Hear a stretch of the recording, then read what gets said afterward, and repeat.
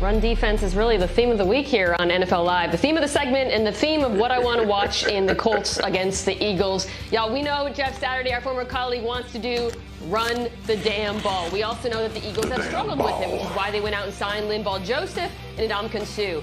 Joseph, I imagine, will be an active participant in this game, so I want to see if he can help shore up that Eagles run defense, especially against a Colts defense, or a Colts offensive line that blocked well on the inside. Bring back Adam Schefter with the latest from Philadelphia.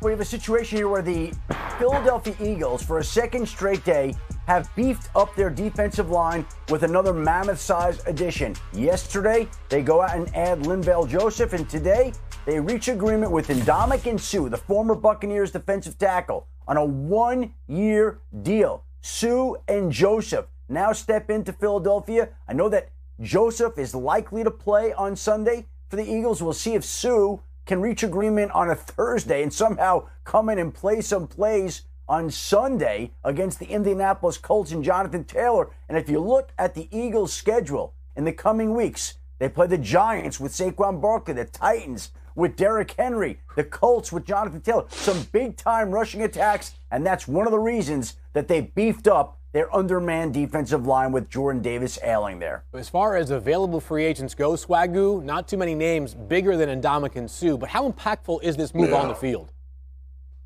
It's huge, babyface, and we know the drop-off in the run defense without Jordan Davis, but Ndamukong and Linval, those guys not only are veterans, but they played the physical style of football that is re-implementing itself into the NFL. And Howie Roseman strikes again, identify need, identify weakness, and start to build in that area. And the plus is, if you do want to put Suh on the interior on pass rush downs, you can get there with 4. I still believe he got some juice left in the tank as a 3 technique, or even lined up over a 0 or over the center to get after the quarterback. Great move by Howie Roseman. We have more breaking news. This is the beauty of doing television live. Deal. The Eagles likely hoping that Joseph can shore up their run defense, particularly between the tackles, right? Since Week 8, Philadelphia has allowed the 4th most rush yards per game between the tackles in the NFL. Week 8 was also when the Eagles lost defensive tackle Jordan Davis to an ankle injury. And we keep talking about how much they're missing him. So what do you think, Marcus, about this signing by Philadelphia? First of all, I love this signing coming off the conversation we had yesterday. Yes! Right? It's to shore up the interior of this defensive line. And we talked about the difference when Jordan Davis is in and when he's out as far as giving up 3 yards a carry as opposed to 5. This is what Linval is known for. He's always been a big physical run stopper. He's made his living doing that as well. And this is a phenomenal job, again, by Howie Roseman identifying the need, addressing that need, and trying to stay in a championship caliber and a championship mentality. After the Washington Commanders game, he saw some holes in this defense from a run standpoint, so he's going out to solidify that. Back to the Space Eaters. I love it, football. Thank you. That's Space Eaters, not heaters. For those of you that might be a little chilly at home, you know, it's cold here today. You're a Space Eater. Heck yeah, I am. Look how big I am. I'm a big old girl. You eat up all the space on that camera. Okay, let's get to Jeff Saturday to Indianapolis. He was impressed by how his offensive line responded in a win versus the Raiders after he challenged them to be more accountable. Here's what he said. It's just accountability on all fronts. And obviously I know that position specifically, I believed it needed to be addressed and emphasized. And those guys responded tremendously. This was not an effort issue. This is an accountability. This is what it's going to look like play after play after play. And those guys have responded, and I think they've appreciated it. Dan, what stood out to you about the way the Colts played on Sunday? I think 2 things specifically in their run game. One, it seemed like they simplified. They really lived in a split flow type of thing where you're taking a tight end and bringing him back across the line of scrimmage, and a lot of double teams, really just trying to change the line of scrimmage shoulder to shoulder, not trying to get too creative, allowing their big bodies push people, dent the defense, and then Jonathan Taylor having some vision. So the biggest thing was they got downhill specifically at that Raiders defense. I also think in the pass game, they did a good job of not asking the offensive line to protect a super long time. It was catch and throw, get the ball out of Matt Ryan's hands, And so it allowed the offensive line to have a very aggressive mindset throughout the game. And I think that's kind of what Jeff is referencing, accountability, not only player to player, but coach to player, saying like, hey, I'm going to call the game this way. You guys hold up your end of the bargain. If you do, we'll continue to do that. So it was impressive performance. Yeah, and he and his staff knew it was going to work. It turned out it absolutely did.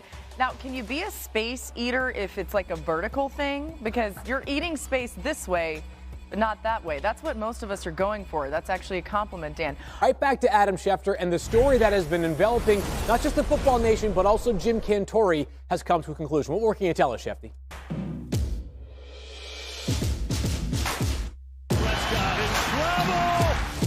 Close call, bang, bang play. Didn't get it. Slot to the right side. Rodgers under center. He's got it there. 28-yard field goal attempt. Yes! Good! A lot of things that we turned around today. Just coincidence that Dallas was in town. It's Thursday. We've got football on TV tonight. Hello, welcome to NFL Live. I'm Y'all so disrespectful. Packers and Titans. Come on, Swagu. It's okay. We got a lot of show left. Y'all so disrespectful. Who's disrespectful to you, man? Keyshawn Johnson on that wall to my left. You've got Marcus Spears. And also Mina Kimes. We'll have them in just a moment. What up, MK? Shefty will be here as well. The Eagles are adding a big name to their defensive line. He'll have the latest on who that player is. But we start with the game tonight as we check in at the Domino's pregame headquarters. Standing by is our guy, ESPN Packers reporter Rob Demovsky. And Rob, the headline out of Sunday's win over the Cowboys was the connection between Aaron Rodgers and rookie wide receiver Christian Watson. They had 3 touchdowns. What do Rodgers and company have to say about how realistic it would be for more of the same going forward? Yeah, in that regard, Field, Matt LaFleur told us this week, you never want to feel like you've arrived in this league because it can humble you pretty quick. And what he meant by that was just because what you did last week worked doesn't mean that it will work again this week. The other part of that last week was the running game. Field, they ran on 62% of their plays last week, the highest they've ever done with Rodgers. But LaFleur pointed out that it's a Titans defense this week they're facing that ranks number 2 in the league. And another sign that they just can't roll out the same game plan. Now, one thing Christian Watson said this week is that what he did should make teams respect him down the field and open things up for some other guys. And speaking of other guys, Field, just moments ago, the Packers activated Randall Cobb off injured reserve. Remember, he's missed the last 4 games with an ankle injury, so they will have him tonight. And that's another thing that they can use. Look for him, especially on third downs when Aaron Rodgers likes to go to Cobb. Yeah, Rob, such a good point there is, of course, Aaron Rodgers and Randall Cobb probably have as strong of trust as there is amongst any quarterback and wideout in the NFL today. Rob, enjoy the game tonight. We'll be following your coverage closely.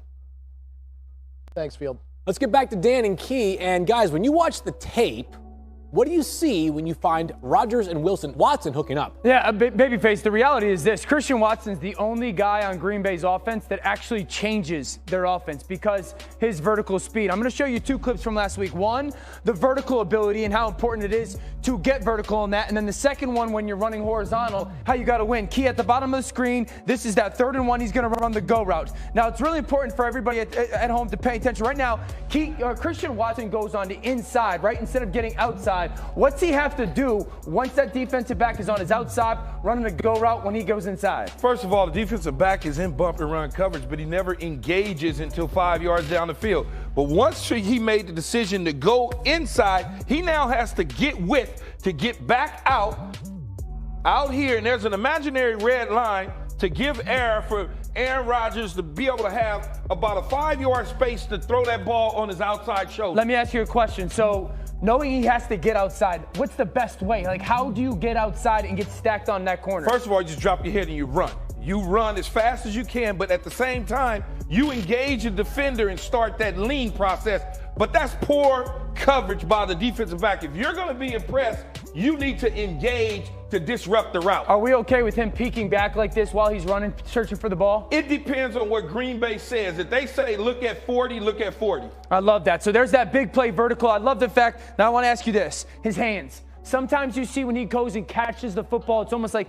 his hands are out. What's the big issue with that? The big issue is his pinkies should be together, not his elbows. I mean, it's like a bread basket, so to speak. and he's what I call a body snatcher. He hasn't trusted his hands in the National Football League nearly the way he should. That's a big deal for their offense, though, the ability to throw the ball downfield vertically on the play action pass. Now I want to go to this deep crossing route of the bunch. You're going to get man coverage. Here's what's in here. Now we call this a stair step. If I drew a stair step for everybody at home, or a set of stairs, it would go up, over, I would